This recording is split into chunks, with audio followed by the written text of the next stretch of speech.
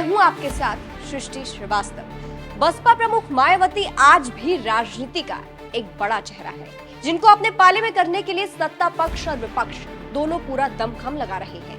लेकिन शायद बीजेपी की आदत ऐसी हो गई है कि जब उनके साथ कोई नहीं आना चाहता है तो वो उन पर ही इल्जाम लगाने लगते हैं। जैसे पहले बीजेपी वाले मायावती को अपनी साइड करना चाहते थे, लेकिन जब मायावती साथ नहीं आई तो अब उन पर ही आरोप लगाए जा रहे हैं, जिसके बाद मायावती के लिए अखिलेश यादव अब बीजेपी से भिड़ गए हैं। दरअसल अभी मायावती की वजह से बीजेपी बुरी फंस गई है।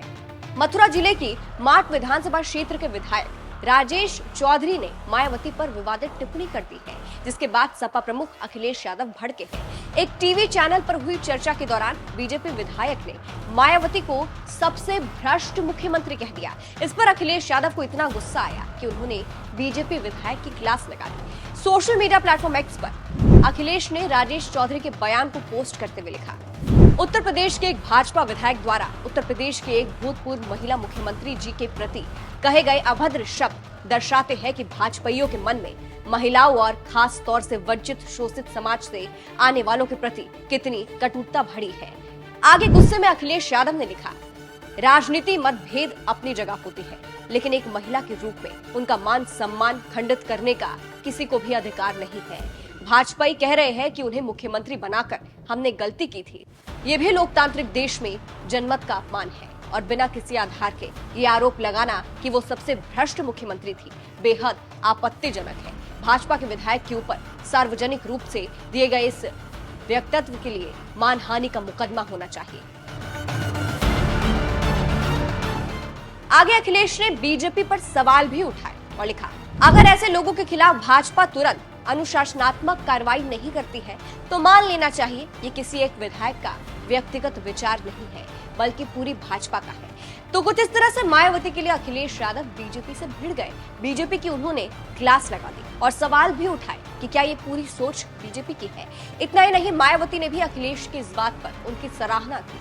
मायावती ने लिखा, सपा प्रमुख ने मथुरा जिले के एक भाजपा विधायक को उनके गलत आरोपों का जवाब देकर बीएसपी प्रमुख के ईमानदार होने के बारे में सच्चाई को माना है, उसके लिए पार्टी आभारी है। दूसरे ट्वीट में मायावती ने लिखा, पार्टी को भाजपा के इस विधायक के बारे में ऐसा लगता है कि उसकी अब भाजपा में कोई पूछ नहीं रही है, इसीलिए वो बसपा प्रमुख के बारे में अनाप शनाप बयानबाजी करके सुर्खियों में आना चाहता है, जो अति दुर्भाग्यपूर्ण है।